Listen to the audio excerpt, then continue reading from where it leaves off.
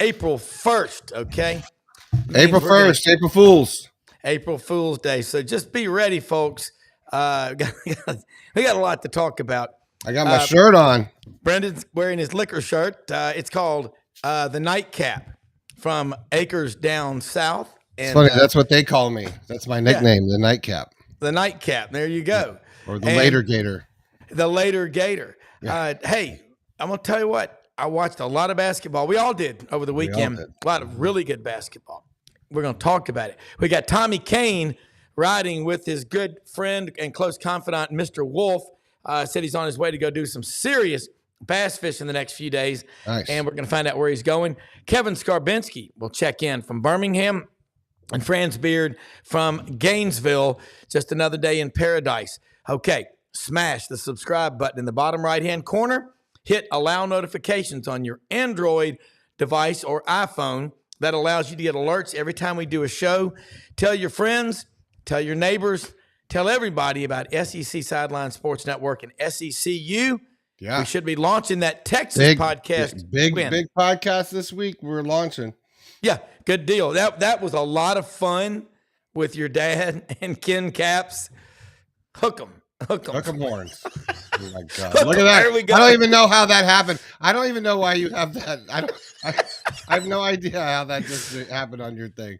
All right. I don't either. I don't. After this morning's, Audrey's not here today, so I was like, I'm running the show from my end myself, and I was like, there we go. But we got it because we've got a great pilot. So we're at 41,000 feet, man. Check it out. Check it out. All right. We'll Get your pen and paper. We'll be right back.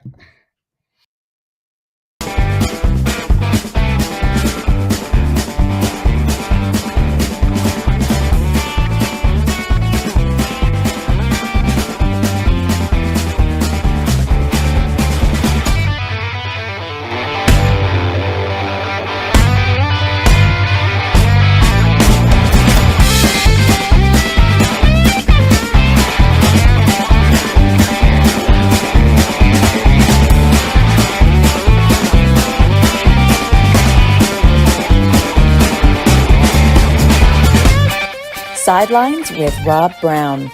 Talk sporty to me.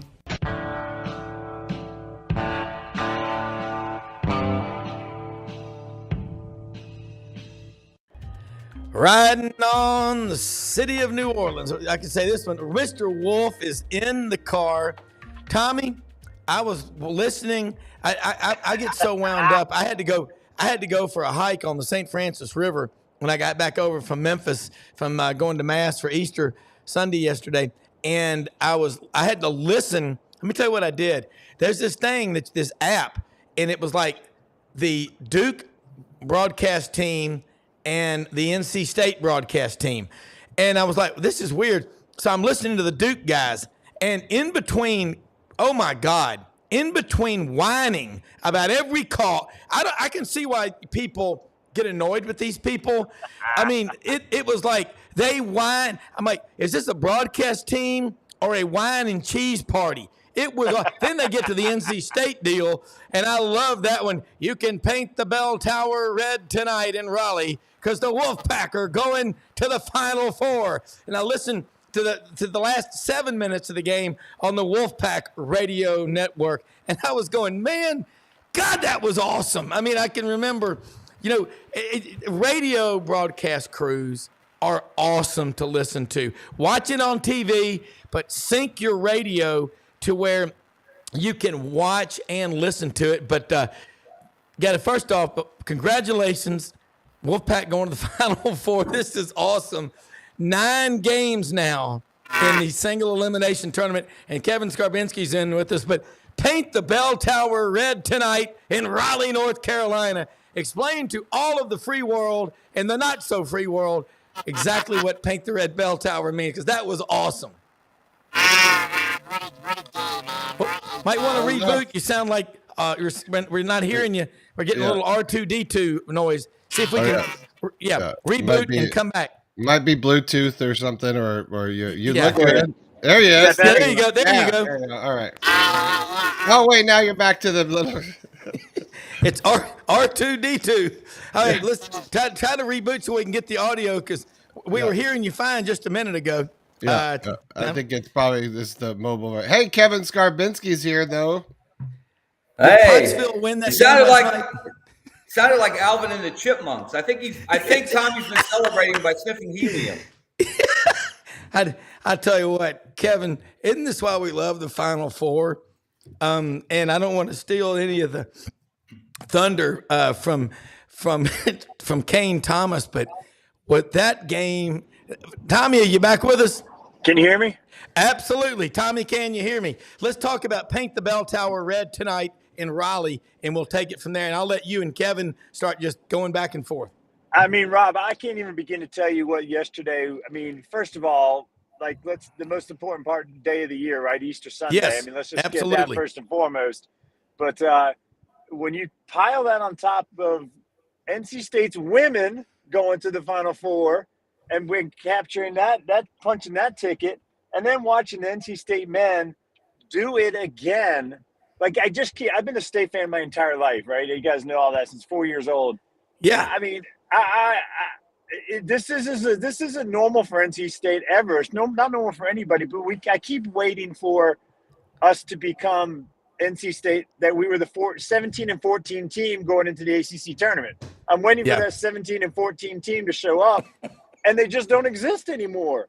And I'm drinking the Kool-Aid now. I'm like, these guys they're legit. Like, they're playing at a clip that is just, it's what dreams are made of. I mean, it literally is. And they're capturing, just like they did in '83, they're capturing the hearts of America, because they're an 11 seed in the Final Four. They got a dynamic team. They've got this player in DJ Burns that is just literally a man-child on the court. And I mean, it's just a beautiful thing to watch. And it was, so when they light the bell towers, our iconic monument on the NC State campus, and when every time there's a big NC State victory and any major sport, they light that thing red, and then everybody from the whole campus comes around to the bell tower, has a good old time, and I love it. It's just awesome. It's just awesome.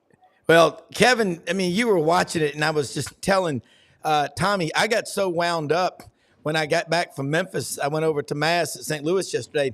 I was listening to this dual broadcast of the Duke radio play-by-play and the NC State play-by-play, and they went to the NC State broadcast crew in the last 7 minutes of the broadcast, and it was just so powerful to listen, because they made it so personal for NC State as they were rolling along, and just dominated in the second half, shot 65 or 70% from the field, I think. Special is to hear it through the voices of the local broadcast team that follows that team, that has followed that team in many cases for years and years and years. And then you have incredible stories there, like Alabama with their play-by-play voice, Chris Stewart, who almost lost his life, who was in dire straits from a health perspective on a number of occasions in recent years. And just beyond that, never thought he would see this day when Alabama got to a Final Four, despite all the success that program has had through the years. Right. And so to hear his story, and Ernie Johnson did a beautiful job with it on Saturday evening, telling Chris's story, and then to get to hear Chris make that call as the clock wound down, as they punched their ticket to their first Final Four. And one of Chris's signature phrases, it started with the Alabama-Texas A&M game a couple of years in football, where he says, "Let's get out of here." And he said, "Let's get out of here and go to the Final Four." It just gives you chills. I've known Chris since he was almost barely out of college at University of Montevallo, south of Birmingham. So for people like him, Brian Passink, who was a walk-on, and I covered Brian Passink in a tournament, in a holiday tournament in Oakland, California, about 30 years ago. And now he was a part of great teams with teammates with great players. Alabama's had so many. So to see that kind of story just happen and unfold before your eyes, to see what NC State is doing, and is there going to be a heavier sentimental favorite than NC State against Zach Edey and Purdue. The universal hatred of Zach Edey has reached unprecedented levels, and everybody is going to be an NC State fan outside of the Purdue fan base on Saturday. That's when right. They meet in the semifinals. Yeah, well, I'll tell you what, too, yeah. Kevin. But on the same note with the play-by-play guys, our play-by-play guy Gary Hahn announced his retirement with about 10 games to go in the season. Wow. He's been the voice of the Wolfpack for 40 years. I mean, he was there when I was there. He was calling the games when I was back there in the early 90s. And so he is. I mean, what a ride he's been on. Like, he's probably thinking, okay, I'll call a game or two in the ACC tournament, and I'll hang it up. But he's been the voice of the Wolfpack for decades, and now he's in the Final Four as the voice of the Wolfpack. It's just a great story all the way around. But I love the play-by-play guys in college basketball because, like you said, they're so intimately part of that team that their passion rings true when they call those games. Yeah, well, I would say this too, as someone who is a AM radio junkie, because we're all lucky. We grew up with that. And like I ran into Dave Brown about 3 weeks ago at Costco in Memphis. Dave Brown and Lance Russell did Saturday morning studio wrestling on Channel 5 in Memphis. And Dave was the longtime weatherman, chief meteorologist at WMC TV5. And I said, Dave, God, we miss you. I said, just one more Saturday of you coming out there with Jimmy Hart and Jerry Lawler and, Jackie Fargo. You get attached to these people, but listening, Kevin, to that broadcast, to the NC State radio crew, of course, I grew up, listening, going way back with radio with Auburn. You think of Jim Fife, you think of Rod Bramlett, and before that, you had, Gusty Year Out, Gary Sanders, and Alabama, John Forney. There goes Stedman Shealy. This brought to you by Bromberg Jewelers. But I was thinking about this too. Now, I'm an Auburn grad, but I was happy I have a lot of Alabama friends. I've remarried. I have a fourth child now, Mallory, who's an Alabama grad, still a good person. Love her. I have so many Alabama friends, and I'm texting them during the show, and we have these texts all over the place. We fish together. We hunt together. Man, when you make it to the Final Four, it is like you just got the greatest news you've ever had as a sports fan. I mean, where do you start writing about this? Somebody write about it. Well, that's one of the great parts about this is you're still 2 wins away from a national championship. But no matter what happens this coming weekend, you have accomplished something. You have set yourself apart. You will, especially in the case of this Alabama team, because no Alabama team had ever reached the Final Four, and only one before this year had reached the Elite Eight, which is mind-boggling when you look at the historic success of Alabama basketball. And it is really this overall, if you don't count national championships or Final Fours, it's the second best program in the history of the SEC behind Kentucky. And so for a program that has had so much success, but they've never had that ultimate success, it's all gravy from here. Nobody expects them to beat UConn, but nobody expected them to beat North Carolina. Nobody expected them to get to Phoenix to the Final Four. So it's almost perfectly appropriate that this team, not the team last year with Brandon Miller and Noah Clowney, 2 first-round draft picks, maybe the most talented team in Alabama history, certainly one of the best teams in Alabama history. They didn't get there. They were the number 1 overall seed in the tournament. But this team, in which so many guys left, guys turned pro, some wisely, some not so much. Hello, Charles Bediako. A bunch of guys transferred. Jaden Bradley, Arizona. He had to watch Alabama win as Arizona got beat. We could go on and on. But a small core of guys stayed. Three assistant coaches got head coaching jobs, so it's an entire new assistant coaching staff. And this team was 1 game out of first place in the SEC. They go 1 and done in the SEC tournament, and everybody writes them off and thinks it's over. And next thing you know, they're headed to the Final Four. Those are the best stories when you don't see it coming, and yet it comes just the same. Tommy, and honestly, guys, Christmas Day, it came just the same. Alabama would be the story of the NCAA tournament right now if it wasn't for NC State, right? I mean, what they've done and what they're where they are, but NC State's because of being an 11 seed and just the crazy run they've been on. But yeah, Alabama's just been, I mean, what a great story there too. And you know, they're going up against the juggernaut UConn, who like hasn't even had a close game all year. But there's a lot of similarities. If you go back and look, the same people, they were talking about the same thing when they were talking to Houston in the Phi Slamma Jamma in '83. Everybody's like, oh, you can't beat those guys. They dunk on you all the time. They run up and down the court like gazelles. There's just no way they're unbeatable, blah, blah, blah, blah. So, like, hey, I've said this before on the show, and I'll say it again. You got 5 athletes on the court versus 5 athletes. Anything can happen. Anything can happen. Yeah, and I'll say this, Kevin, I'm going to give you credit. You're the one who said this on Sidelines several weeks ago. You said, you know, this might be the year, I believe it was you, that Alabama does it, because last year everything was stacked up for them to do it as the number 1 overall seed, and they don't do it. I tell you what, I remember saying this to Tennessee fans when Peyton was there. I said, you know, y'all will probably win the national championship a year or 2 after he's gone. Just watch what happens. And I'll never forget, Jamal Lewis breaks his kneecap going around right end in the Auburn game in '98 at Jordan Hare. And they brought in a backup running back from Frostproof, Florida, home of a lot of orange groves, Travis Henry, who finished out the year, and they won the national championship with T. Martin from Williamson High School in Mobile. So, you know, who is the most lovable figure? I'm going to tell you what he is. He's a taller version of Charles Barkley. It's this J.D. Burns guy. Kane Thomas. Let's talk about this big guy. He started his career on the Hill in Knoxville, and he's just become, you know, you look at him and you go, what is this guy? Just, he takes up space? No, he's 29 points yesterday.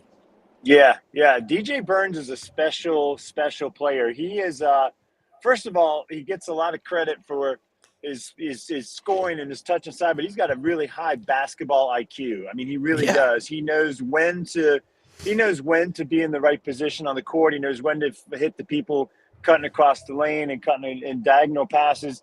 And he's just a good, smart basketball player. I mean, he had a great career at Winthrop. He went to, so you're right, he went to Tennessee first, and then transferred over to and played at Winthrop, and he was a freshman of the year, you know, newcomer of the year there, and then he was the player of the year of the conference there, and he was a heck of a player at Winthrop. I mean, he really was. And then we got him, and I mean, he's from right here in Rock Hill, you know, South Carolina, right outside Charlotte, and that guy has been a joy to watch. Let me tell you, and I this is what I'll tell you about him. I've been watching basketball all my entire life. Was fortunate enough to play a little bit in college, all this stuff, you know, and cover and coach high school basketball for a long time. I've never been more excited when the ball gets entered into the post to see what happens. Like, when's the last time you say, I can't wait for him to feed the post and see what happens? I'd rather watch him. Right. I'd rather watch him do a dipsy-do spin move on Filipowski than watch just one of our guys, you know, go on a breakaway dunk. I'd rather watch him operate underneath. It's just a thing of beauty. And that is a lost art form in college, in all of basketball, right? The post play is just a lost art form. But that guy he's special. He's really fun. Yeah. That's well said, Tommy. And in contrast, for Alabama, you know, their leader, their best player, maybe, and now you have to start talking about him as maybe the most accomplished player in Alabama history, and that's Mark Sears, who 4 years ago, actually 5 years ago, he was at Muscle Shoals High School in Northwest Alabama. Yeah. He was considered undersized. They list him at 6'1". I don't think he's 6'1". He wasn't a great shooter. He wasn't getting a lot of recruiting attention. So he went to Hargrave Military Academy, as many players do, try to get a little more exposure. His coach there went to Ohio U after that. So Mark got a scholarship offer at Ohio U. He goes to Ohio U, plays 2 years there. After his first year, he was okay as a freshman, didn't shoot it very well. And according to his count, made 15,000 three-pointers in the offseason between his freshman and sophomore years. Had a big year, took a big step forward as a sophomore. And then finally, after his sophomore year, he was good enough for Alabama. And 2 years ago, on April 7th, 2022, he posted on his Twitter, "I'm coming home." On April 6th, 2024, he will play in the Final Four. And he has been at the heart of everything Alabama does. He's an unbelievable shooter. He has scored more points in a single season than Robert Horry, Hollywood Robinson, Leon Douglas, every great player that's ever played at Alabama. They all look up at Mark Sears now. He's the engine. He makes them go. He didn't score for the first 16 minutes against Clemson. And then the last 24 minutes, he had 23 points. Yeah. He's I'll tell you what, here's story. a story for us, Tommy and Kevin and Brendan and everybody. The matchup, Purdue has Zach Edey, one of the most repugnant and unlikable characters on a basketball court, who has an inferiority complex at 8'3". I didn't know the Yeti had a complex, but here's what we got. Here's the story. NC State with DJ Burns and DJ Horn and all these guys. It is the Rocky movie with Rocky Balboa versus Drago. Drago is Edey and Rocky is DJ Burns. Let's get it on. I love it. Hey, man, I mean, I think you're going to have the whole country other than Purdue fans pulling for the Wolfpack just because of the emotional roller coaster that we've taken everybody on and the ride that we've taken them on. But it's going to be an interesting matchup. I mean, you know, that guy, did you see the pictures of him cutting down the net yesterday? He wasn't even standing on the ladder. He was just reaching his hands up and cutting the net down. I mean, it was just hilarious. And I mean, that's just a whole different ball game, man. I don't care how skilled you are in the post or whatever. You can't beat 7'4" with like that wingspan. But you know, hey, it'll be a great matchup. I mean, you know, the way our guys are playing, nobody in the country wants to play the Wolfpack right now. I'm gonna tell you that because you're just getting a team that is full of confidence, riding high. And I mean, look, we scored 21 points in the first half against Duke, and I was thinking to myself, the run's over. We don't look good. We look tired or whatever. We came out and ended up with 76 points in the game. I mean, we shot lights out in the second half. We just took it to a whole nother level. And, you know, I can't wait to play Purdue. Like, look, at this level, you're going to play the best of the best. You're in the Final Four. You're going to play the greats that are in college basketball. That's why that makes this tournament so awesome. And if you beat them, then you have all the right in the world to say, I'm the best. And that's what this tournament is all about. And it's just I just wish it wasn't only like 3 weekends. I wish it went on for like 10 weekends. Well, you know, the coolest thing about it is that NC State was an 11 seed. And in the Sweet 16, 8 of the seeds were 1 or 2s. And then you got this number 11 out there. And I think the comment made by DJ Burns when Tracy Wolfson, who is so damn good at her job, asked him about what's different about the team. He said, you know, people aren't showing up late. They're showing up early. They're taking care of business both on and off the court. He goes, something clicked. And whatever it is, Kevin Scarbinsky, it's a great story. Yeah, because, look, the basketball season is such a grind. You know, it starts, you start official practice in October, you start playing games in November, you go through Thanksgiving and Christmas and New Year's, and you go all the way to Easter if you're fortunate. And you're going to have ups and downs. No team sails through a season, even the teams that have been undefeated. And we should remember, and I know Tommy does, and NC State fans do, UNLV was unbeatable and unbeaten in the 1991 Final Four when they were trying to go back-to-back. They lost in the semifinals to Duke. Kentucky was unbeatable and unbeaten in 2015 when they got to the Final Four. They lost in the semifinals to Wisconsin. So even for those teams that aren't considered unbeatable, there are ups and downs. It's all about pulling it together at the right moment. Yeah. And Alabama's another example of that. You know, and there's no better example on that team than Nick Pringle, who needed a number of attitude adjustments during the season. He had mini suspensions where he was put aside. He was separated from the team for a brief period of time. And what he did in that Elite Eight game against Clemson, he had a double-double, grabbed 11 rebounds, playing on almost 1 foot. He had a heel injury, which is so perfect because they beat the Tar Heels in the Sweet 16. He played through that heel injury against Carolina and Clemson, and was a huge factor inside for a team that doesn't have the size, doesn't have the power, doesn't have a DJ Burns, certainly doesn't have a Zach Edey, and yet they were very effective inside. But who can predict? That's the great thing about this, guys. Jaron Stevenson should be a senior in high school this year. He reclassified when Charles Bediako, who Alabama expected to come back, the 7-foot rim protector from last year, one of the reasons they were a top 3 national defense, when he decided unwisely to turn pro late, shocked the coaching staff. They weren't expecting it. So they needed another big. So they bring in Jaron Stevenson. He's not ready. He's too young and immature. He's too thin. And he had a very up and down season. He goes in the Elite Eight and hits 5 3-pointers. When nobody else was scoring, when Mark Sears didn't score for the first 14 minutes, 16 minutes, and Alabama fell down by 13 points, Jaron Stevenson helped keep him in the game. He shot a couple of air balls, but that's a great thing about Nate Oates. He doesn't care if you shoot air balls. If you take a shot when you're open, that's what he wants you to do, and he wants you to keep shooting. Jaron Stevenson did. He ended up with 19 points, 5 3-pointers. Again, these great individual stories that make up these great team stories. Yeah. And and the funny thing is too, I mean, that speaks to his growth as a young man as well. I mean, you shoot an air ball in a big game like that, and the whole crowd's, cheering air ball, and then he comes back and he knocks down 5 3-pointers. Just the story right there all together.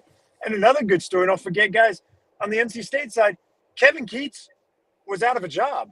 Yep. His job was, ACC tournament, you win 1, maybe 2, and then you're, what we all expected would probably happen, and then he was probably going to get fired.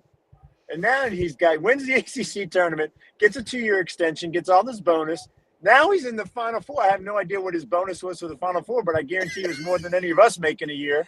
And, he was just like – and so this guy, I mean, what a great story there too. And I just love his demeanor. He doesn't have the arrogance about him. He doesn't have he's just all about the team, and he's just so – I mean, I think he's a believer, but I think he's amazed as well at what's going on and how well these guys are playing. And he really is just almost sitting back and watching his team make this magical run. And it's just a great story all the way around. And I mean, that's why we love college sports. I mean, we can talk all we want about the NIL and the transfer portal and how it's putting a black eye, but at the end of the day, when your team is doing something like this, or your Alabama stories or whatever, and having the juggernauts of UConn, I mean, it's the best reality TV there is. It's David versus Goliath, and you just can't beat it. You can't beat it. Well, another thing we're talking about this tournament, I see people saying we should go to a 24-team playoff in college, 128 in basketball. This is what we love. And what we're hearing about NC State is about the team. You look at Kentucky, it's all about the stat sheets, and with their players getting that model that they were running on is dead. It doesn't work anymore. Now look, NC State's got guys in the portal. Look at DJ Burns. I mean, Tennessee, Winthrop over in South Carolina. Now he's at NC State. But it's a cool story. And then you've got the villain is going to be UConn. Danny Hurley, East Coast establishment, played at the University of New Jersey at Durham. It's all No. That's his brother. That was his brother. Danny, I'm sorry, Bobby. That's Bobby. Yeah. Danny played at Villanova. That's right. But now, I love Villanova. Great Catholic university there. And by the way, Jay Wright, he's so good on TV. You can see why players love playing for him. He built a culture that fit Villanova. Kevin, what do you think he's going to do next? Well, I don't know, but let me go back to, again, another amazing story. So who was it? And we've got 3, not 1, not 2, but 3 former high school coaches in the Final Four. Danny Hurley coached in high school. Yeah. Kevin Keats was a high school coach. And obviously so was Nate Oates. And who gave Nate Oates his first opportunity as a college assistant? It was Bobby Hurley at Buffalo. Oh, wow. He got Nate Oates into the college game, and now Nate Oates is going to go against Danny Hurley, Bobby's brother, in the Final Four. It's just, I mean, you cannot make this stuff up. It is what makes this sport so special. And again, and then what Bucky McMillan did this year, what he's done for 4 years at Samford. It's great to see this spotlight shining on high school coaches. It just reminds us, sometimes the best coaching is done away from the TV cameras, not at the college level, not at the Final Four. It's done in January in a small town in Romulus, Michigan, where Nate Oates coached in high school. That's right. Where he's selling, they're selling slushies and donuts to raise money for the program. And you've got to do everything. You've got to learn every aspect of coaching. And then it's just a matter of getting that right opportunity. And Bobby Hurley gave that opportunity to Nate Oates, put him on his Buffalo staff. Then Bobby goes to Arizona State. Nate Oates becomes the head coach. He gets it done, and he gets the Alabama job. And Greg Byrne hiring Nate Oates, one of the smartest, most visionary hires in the history of SEC basketball. Yeah, and here's another thing. Tommy, you talked about you're waiting for the other shoe to drop with NC State as they keep advancing. I heard it said by a wise man the other day, worry is just the absence of faith. And I bet your faith, it talks about that in the gospel so much, but it's so true what you said. You're so scared this is going to end. And, that's the psychology of sports. It says a lot about the duality of man, where we want to win so bad, but we're afraid to get too excited and too confident because of the pain of disappointment. But you know what? Another brilliant thing. I saw something on ACC Network last night talking about a TED Talk, the Virginia players. It was about an 18-minute TED Talk. It was right after they had lost to UMBC, the first time a 16 seed had ever beat a 1. Yeah. In the last 15 seconds of an 18-minute TED Talk, the speaker said, never forget that adversity and a tragedy can oftentimes lead you to the ticket to get where you never would have been able to get to otherwise. That's right. That's what UVA did. And, of course, I can remember as a kid listening to Ralph Sampson out of Harrisonburg, Virginia. But how hard it is to get where NC State is. And, Franz, you've covered a lot of basketball. Franz Beard, GatorBaitMedia.com joins us. We got a hell of a roundtable going here this morning. And, Franz, I talked about just getting to listen to the Duke and the NC State radio broadcast crews. And, by the way, that story, Kevin, about Chris Stewart was powerful. Just like the story that I saw on the SEC Network special about More Than a Voice, the great radio voices in SEC history, when Eli Gold said he and his wife went there for the final minutes of Rod Bramlett's life at UAB Medical Center after he'd been medevaced up there because he didn't want him to die alone. People don't know that kind of stuff. I don't personally know Eli Gold. Say what you want about him. I love the guy. I think he's a great announcer, and you probably had interactions with him, but there's so many great stories like that go on behind the scenes. And so yesterday Franz called me. I'm like, where are you? He goes, just another day in paradise. He was out there watching the Gators play baseball. Did you get a chance to watch any basketball yesterday? Or you probably stayed up and watched the rewinds? I watched the basketball too. 50 years ago this past week, North Carolina State won the national championship. Monty Tal was the point guard. He lives here in Gainesville. He coaches to keep himself busy at Oak Hall High School, a little private school. He takes a bunch of little skinny white kids and goes up there and competes with the big boys and does rather well. But one of the really great teams in the week before, just days before, and this was when you had a smaller tournament. This is before the tournament expanded. David Thompson got hit at one end of the court and he got fouled, and the ref swallowed the whistle. He goes down the court. Billy Knight of Pittsburgh, who ends up having a really good NBA career, is about to lay the ball in, and David caught his toes on Billy Knight's 6'7" shoulders, does a flip under it, and it's happened like 2 feet in front of me because of the way the media sat. I was there in the end zone, and landed on his head. We thought he was dead. He wasn't. He comes back the next week with a patch on the back of his head where he had bled, and they beat UCLA in double overtime to end the 7-year win streak of national championships. the cover of Sports Illustrated that week shows David still up in the air, and he had blocked Bill Walton, and Walton is down below him, and the ball is somewhere between David's hand and Walton's head. Unbelievable photo. But the stories that you get at this time are remarkable because, you know, David Thompson flipping over. I mean, think about this. A 6'7" guy, and he caught his toes on the guy's shoulder because he was mad because he didn't get blocked. So he got a little bit higher than normal and winds up doing a complete somersault, boom, like this, and lands on his head. You know, well, like the other thing I remember about that is Morris Rivers tried to save a basketball, and I'm there in the end zone, and thank goodness we didn't have computers in because mine would have been wrecked. And I caught him, and I separated my shoulders, so I ended up having to play hurt in Greensboro the next week for the Final Four. You know, and at the Final Four, Al got into a fist fight with one of his players Al McGuire got into a fist fight with one of his players in the locker room. They started screaming obscenities at each other. And the guy said he'd cut Al's throat. And Al said, "No, you won't." And he goes to the locker room, and Al went chasing after him. They got into a fist fight. Al won, and the guy played on Saturday. Hey, well, you guys will appreciate this. So, friends, at 1974, I'm a 13-year-old kid in Pottsville, Pennsylvania, who loves basketball.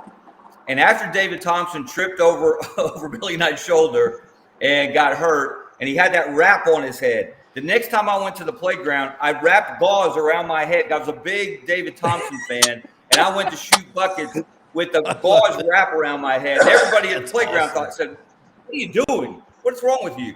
And I said, "I'm David Thompson." Now, my vertical was a little lower than David. But to bring it full circle, about 3 years ago, when my older son was visiting the University of Florida trying to choose his college, I met Monty Tao at Oak Hall.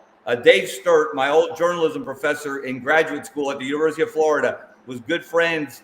His kids went there. So I got to meet Monty Tao, and I was like a kid. I was like a 13-year-old kid again, meeting Monty Tao, the point guard on that NC State team, undersized, almost invented the lob pass to David Thompson when you couldn't even dunk then because the dunk was outlawed. But that again, and I'm a lot older now, but I got excited to meet Monty Tao because I remember him from the Final Four in 1970. In the semifinals of the regional, they're playing Providence, and Providence has Marvin Bad News Barnes, the guy who, honest to goodness, tries to hold up a convenience store in Providence. This is a true story. And he goes in wearing his Letterman's jacket, and stitched across the top of the big T, it says Marvin. The clerk says, "Marvin, you don't have to do this. This is all caught on videotape." Marvin says, "I ain't me. I'm somebody else." Holy cow. I did not know that. In that game, on the last play of the game, Tommy Burleson gets a rebound, tosses it to Monty. Monty's at midcourt, and he dribbles backward. He's walking backwards, 3 steps backwards, over the head heave, and it is a perfect alley-oop to David Thompson to end the game against Providence, which had Kevin Stakem on that team, and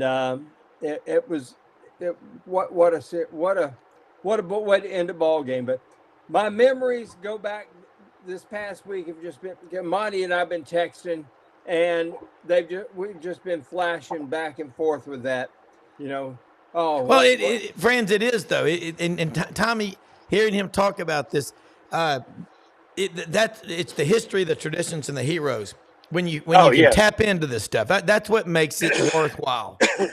Oh, it totally is. I mean, NC State fans are still, 1983. I mean, it was one of the greatest, or arguably the greatest, in my opinion, run through the NCAA tournament of all time.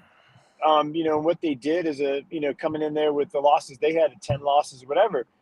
But I got to tell you guys, like, I mean, granted, they won the national championship on the dunk from Lorenzo Charles and the famous alley-oop that, with Derek Wittenberg still to this day, who claims it's a pass, but we all know it wasn't. But, that moment and those things that you develop is just like it's legendary. I was a 13-year-old kid, and it changes when you go. The other thing about it, guys, too, is when stuff like this happens with NC State or whatever, the kids that are watching this, the impact it has on their lives for the rest of their lives as a fan of that school or whatever. Like, I was 13 years old. I was 13 years old when NC State won a national championship. It changed my life and my desire for the love for the sport and everything else. And just, it was watching like a dream come true. And so what NC State's doing right now for the younger generation and for the recruits that are coming, down the road and everything else, it's a game changer. It really is. And it's just so stinking fun to watch because they're just a bunch of guys that they're having fun and playing good basketball. And it's a thing of beauty. Even if you're not a State fan, it's a thing of beauty. I got Carolina fans. Yeah. I got more texts yesterday on my phone from Chapel Hill friends saying, "Please beat Duke, please beat Duke." Blah, blah, Absolutely. Blah. And we're pulling for the Wolfpack, and it was just awesome. But it's been a great run. Tommy, do me a favor, say it properly. You're up there in North Carolina. There is no such thing as Duke University. It's Duke. Beat Duke. Yeah. You go on the campus there. You go anywhere around the campus and you see somebody tall. You must play basketball. Yeah, I do for Duke. Yeah. Well, you know what's really funny is to hear on the NC State radio broadcast say they'll be celebrating throughout the Tar Heel State. I mean, because that's their, it's the Tar Heel State, but that's the nickname of your hated rival, which is a mere 15 minutes away. Again, that's like putting Auburn, Alabama, and Georgia all 15, 20 minutes apart. I mean, Kevin, could you imagine? I would love to be a psychiatrist just to deal with all the people coming in to see you. But this is what is so cool. And I think any doubts about ACC basketball, I saw some, and I listened to the interviews on the post-game broadcast of the NC State Network, and they talked about that, just how much pride they have, Kevin, and is being part of the ACC. Look, it's been rough in football, maybe basketball, but, all this change going on. But, man, I love to watch ACC Network, SEC Network. When you look at that thing about the tournament in Greensboro, and like I said, my son Wilson lives in Charlotte, and he said, "Dad, God, basketball's big up here." He goes, "It's so big." Yeah. And Tommy, he took me to dinner. We were there back in early February. We went to lunch on a Sunday at Providence Road Sundries over there in Myers Park there in Charlotte. God, it's an incredible city. And Kevin, I think what we don't realize this, but in the state of Alabama, the state of Florida, the Gators got back-to-back in 06 and 07. Duke did it in 91 and 92. At that time, in 90, Duke was beaten by 30-something points by UNLV. The next year, they win it. But you're looking at the state of Alabama, 9 schools or 10. Have every one of them been to the NCAA tournament at least once? What's happening now? If you're an Auburn fan, Alabama fan, again, I'm not so insecure that I can't pull for other schools because I know where my heart is, but also do a show, and I'm fair on the air. You got to be. But I get as excited watching the fans of these other schools get jacked up about what they're doing, I think, as they do. At least that's what my wife Mildred says. Maybe I'm crazy. Yeah. I am. You could write a master's thesis or a PhD thesis on the reaction of Auburn fans to Alabama finally, after all these years, making its first Final Four. As one Auburn fan said, and poof, our one advantage on them is gone. Because Auburn, that was the only school in the state of Alabama that had ever been to the Final Four 5 tournaments ago. Of course, there was no tournament in 20 because of COVID. But that's amazing in and of itself. And, of course, Auburn fans, well, of course they got there. They got the easiest road ever. Their AD, Greg Byrne, set the bracket as if Greg Byrne was the guy who actually canceled in everybody. And you know what? It doesn't matter if you played seeds 1, 2, 4, and 8 to get there, or if you played double-digit seeds, you're in the Final Four. And I look at it from a larger perspective. In the last 5 NCAA tournaments, Auburn and Alabama basketball have reached the Final Four. That is pretty dang impressive for a state. We know the outsized importance of football here. In fact, I wrote in my column today in the Birmingham Lead, Alabama is an underdog on its own. Alabama basketball is an underdog on its own campus every day of its life, but they're going to the Final Four. So it's pretty impressive for what's happening around here. Again, there were 4 teams from the state in the tournament to see Alabama make this run. Alabama's not the one you would have expected to make this run. You would have expected it to be Auburn this year, but we were reminded again, and Franz, I think you said it last week, of the importance of guards, and more guards. Mm-hmm. And nobody has a better rotation of guards than Alabama, with not just Mark Sears, who's playing like an All-American, but Aaron Estrada, Rylan Griffin. Yeah. Those guys, they were the guys who came back Estrada came in as a transfer, but those Griffin came back from last year. Mark Sears came back from last year. And what they do, they play such a unique style that it's going to be very interesting. UConn, you think, look, and Tommy knows this, and so does Franz, North Carolina thinks it plays fast. It has a history of fast breaking and pushing the ball up the floor. You think you play fast until you play Alabama. And then you get a new definition of fast. Carolina was gassed at the end of that Sweet 16 game. Armando Bacot looked like he needed oxygen, like Akeem Olajuwon in the '83 Final Four in Albuquerque. Alabama plays a different pace. And yes, UConn is the monster. They're the best team we've seen in a long time. But on that one day, that's all it takes is for that. That's all it takes. All somebody's going to do is I'm saying it's possible. Oh, it's totally possible. All somebody's going to do is get hot, and the other team has to struggle. I mean, it happens in basketball all the time. I mean, there were some runs yesterday that were just amazing to watch as far as, like, the scoring droughts and things like that. I mean, there was, like, at one point in time, what game was I watching? I can't even remember now, but it was like a 30-0 run in a game. There was a 30-0 run in one of the games. UConn, thank you. Yeah, it was 30-0, and I mean, I was like, if that happens in any game, then all of a sudden anybody can beat anybody. It's just that's what makes college basketball so great. And we'll say it again: 5 athletes on the court versus 5 athletes. Anything can happen. Somebody can get hot. Somebody can have an off night, and the next thing you know, UConn's going home and Alabama's going to the final game. And it could very well be UConn. I mean, it could be Alabama and NC State. I mean, it could be. It really could be. Well, here's the thing that people don't realize. When UNLV came back and played Duke in the second year, and I sat beside Tark in the semifinals in 2006. He sat beside me the entire game. And as he said, he said, we came into that game and we looked and said, it's just Duke. And that's why, and he said, we had the team. He said, we should have beaten them. He said, we should have beaten them worse the second time around because he said we were better the second time around. But he said that first time we wanted a championship and we got it. The problem is, this is why so few teams repeat, because if you get back there the next year, you think, I did this before. Been there, done that. And that's why Florida's second run was so impressive. And you look at what they did in that second run. They beat 4 outstanding teams. You get past that first weekend, which is was nothing. But although I did have Matt Painter's mom sitting behind me in New Orleans, and that was unpleasant as it could be. I won't go into the details here, but it was not pleasant. Florida beats Purdue. Butler, a very good Oregon team coached by Ernie Kent and our band here at Florida. Thank goodness they carried on the tradition. They played the Mexican hat dance when Ernie Kent came walking on the floor.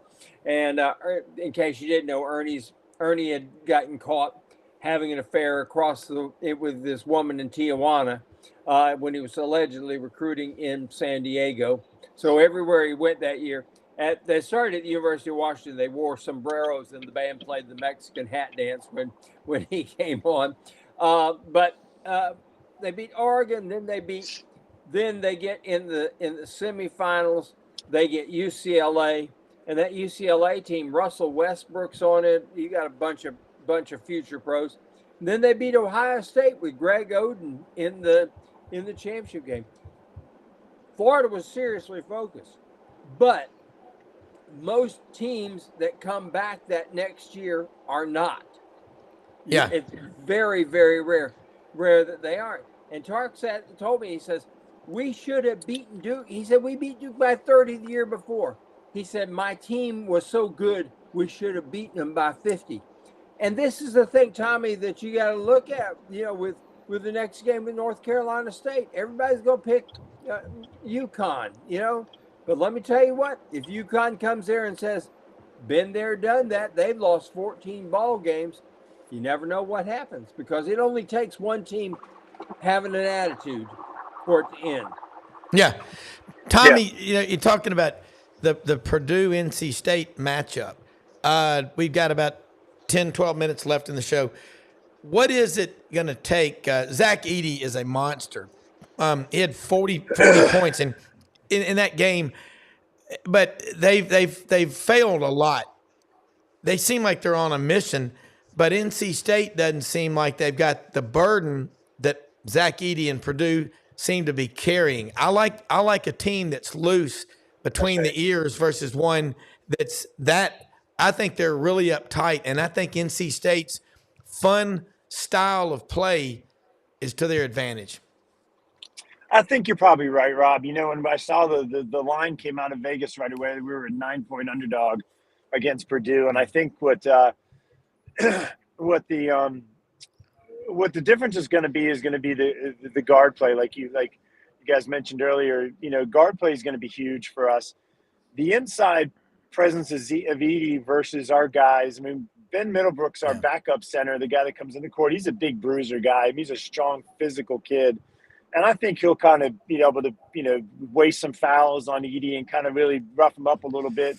DJ Burns, I don't know. We'll have to see. I think what you'll see DJ setting a lot more high screens outside the three-point line and kind of getting Edey away from the basket, to try to free our guards up to try to get to the hole without a 7'4" guy in the way.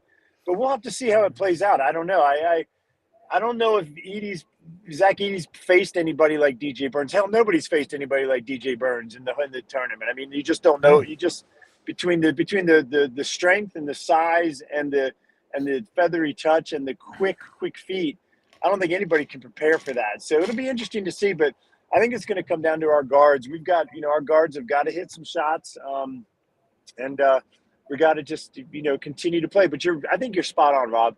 Purdue's got this. We got to play. We got the player of the year. We got to win. We're supposed to win, whatever. NC State's like, hey, man, we won the ACC tournament. We're in the Final Four. We got nothing to lose. We're done. I mean, we've had a phenomenal season, better than anybody could ever imagine. Let's just go have fun. And there's something to be said for that when it comes to a Final Four game. There's all the pressure in the world's on Purdue, and it's not all on NC State. And I will have to say real quick, too, when you were talking about Danny Hurley earlier, I said Villanova, and I meant Seton Hall. He played at Seton Hall, not Villanova. I meant as soon as I said that, I knew that wasn't correct. But we'll see what happens. That's why we watched the game. And I bought it. Don't think I didn't get on. I got on Delta.com right away, and having lived in Atlanta for 30 years, had about 400,000 sky miles. I don't think I didn't book a flight right to Phoenix for next weekend, buddy. Yeah, hey, you should. Hey, look, let me throw one to you, Kevin. Alabama now. First time ever at the Final Four. What's going through their head, the psychology of it's not enough. Okay, you can't get caught up in we made it to the Final Four. You got to be dialed in like a sniper, waiting for a target to pop its head up. And now let's do something that we're here. That matchup with UConn, they look invincible on paper, just like nobody in the world gave NC State a chance against Houston in '83. As Suge said one time in the Iron Bowl, Auburn was a big underdog against Alabama. said, "Coach, what do you think about your chances against Alabama Saturday at Legion Field?" Shug Jordan said, "Well, I seem to recall David was a 40-point underdog to Goliath. And how did that work out? We'll play the game, certainly." And as I do my best, Shug Jordan, Selma, Alabama, black belt of Alabama, deep South Southern drawl accent. "Kevin Scarbinsky from Pottsville, what do you know?" Let's go. Well, there are a couple of advantages, I think, that Alabama has both physically and psychologically. They played UConn a year ago, early in the season, and UConn beat them by 15.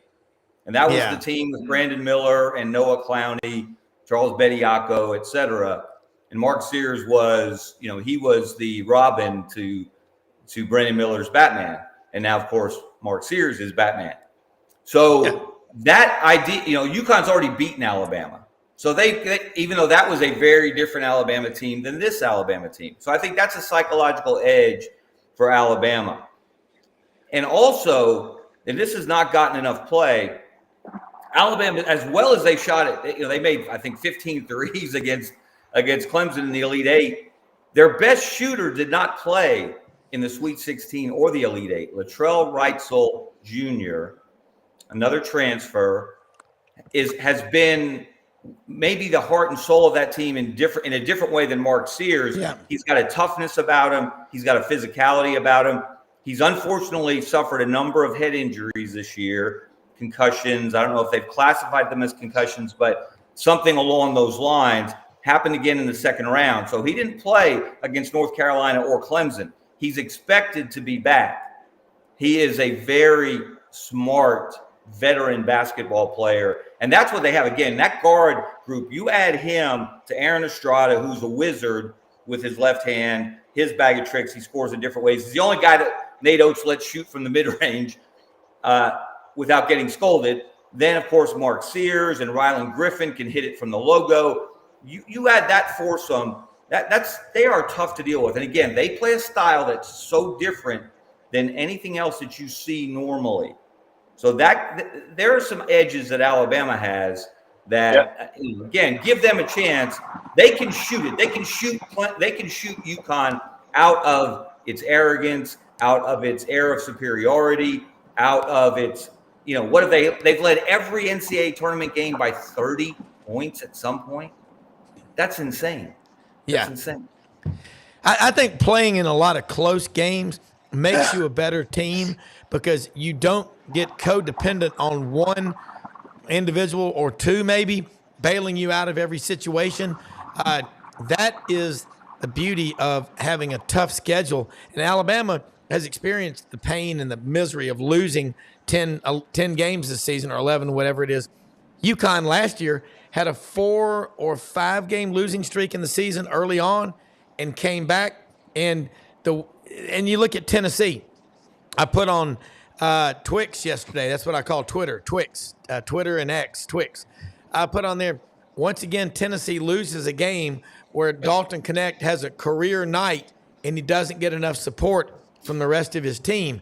I mean, Vescovo was sick. He's had the flu or whatever, but I like what you just said about Alabama's chances against UConn. We're going to talk about it a lot this week, but Alabama shooting them out of their arrogance. Franz, kind of elaborate on what both Tommy and Kevin have said about these matchups. It's coming up this weekend. Well, I'll give you two keys. One of them is for North Carolina State. Your guards have to be able to play in front of Edey and still be quick enough to get out there and defend on the three-point line. That's always the key. And this is you cannot beat Purdue playing behind Edey strictly. You have to have somebody who can front him. And the way to front him is with a guard who's quick enough to get back here and still get out and cover. There aren't many teams that can do that. And if the NC State's guards can do that, they'll be okay as far as that goes, as far as defending Edey. And the idea with Edey is you got to keep, there's two thoughts. One of them is let him just go crazy and defend everybody else. Or the second idea is hold him to say something, humanly, which is like, say, 21 points and 12 rebounds. If you can do either one of those two things, wow, you're okay. yeah, But you can't let him get. If he gets 30 points, you're sunk. Period. Yeah. Unless the whole goal is let him score his, and we'll defend everybody else, so there's no support. Kind of like yesterday, as Rob was saying, with Dalton Connect. Dalton Connect can make all the shots, but the rest of his team could not, and that killed him. Kevin is right about Alabama's guards. The one thing I will say about this is, for all the talk about the caveman Klinger or Corporal Klinger, who is enormous. I mean, they played here at Florida last year, and I got to tell you what, I stood beside him and felt like I felt like I'm a little kid. He's just so big. I mean, it's not just height. I stand next to a lot of tall guys, but I mean, this guy's just enormous. And the guys that beat you there are guys like Newman and Caravan and stuff like that. You've got to be able to defend them, because here's the one thing that they've got that nobody else does have. Alabama can beat anybody on a night when it is shooting well, and it has to shoot well. I made a comment last week that they had to have 15 threes. Well, they ended up with 12 in that ball game. They ended up with 16 Saturday, and that's why they won that one. So they can get hot and shoot themselves into and out of trouble. Yeah. But they're going to have to defend Caravan and Klingon down low, and they're going to have to defend Newman, who can absolutely slash and kill you slashing, because he can get to the line and foul you out. Newman is good to foul out two guys every ball game, just about. So, but Alabama, here they make you defend the entire perimeter. You end up with one guy in the middle, and if this guy cannot erase at the backboard, and he's not quick enough to deal with, all of a sudden, what Alabama does is very similar to a four corners approach almost.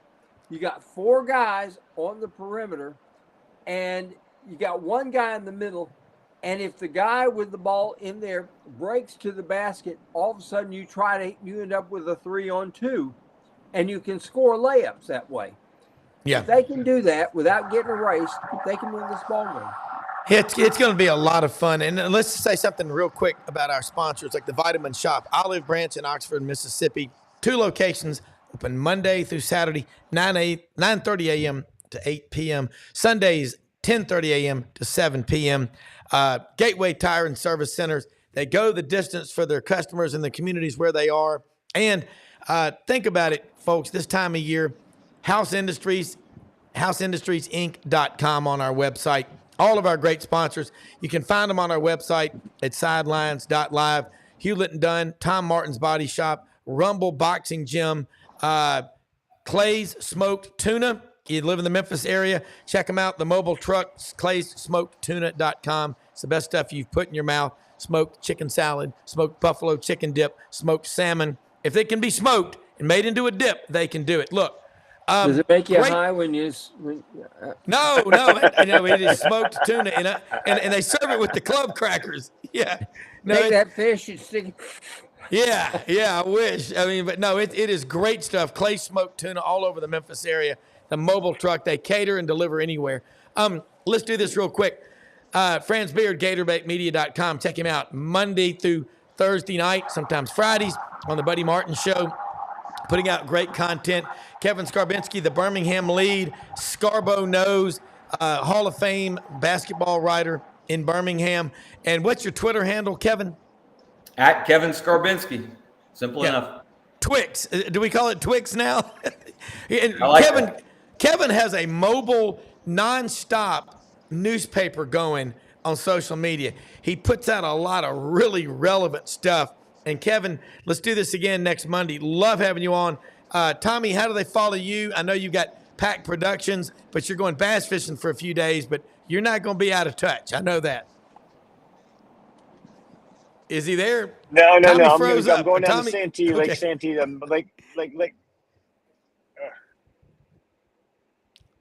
Lake. You're going to Lake Santee in North Can you hear me? Carolina? South Carolina, buddy. Yeah. South Carolina. That's right. Right outside Charlotte. Yeah, right outside Charleston. Yeah, going down to do some bass fishing with my brother for a couple of days. But you can follow me. My production company's Pack 30 Productions, and they do a lot of video work and production work and talent and hosting work. And great being on with you guys. I was so fired up to talk about NC State today, man. I barely slept last night. I got to tell you. So. Hey, Go look, to hell, we're- Caroline, Devils and Duke next in line. All the way for NC State. I love it. Listen, hey, Mr. Wolf needs to be on the show. Let's do it again next Monday. This is it for SEC Sidelines Sports Network and SECU for the day. We'll be back tomorrow. Have a blessed day, everybody. Thanks for watching.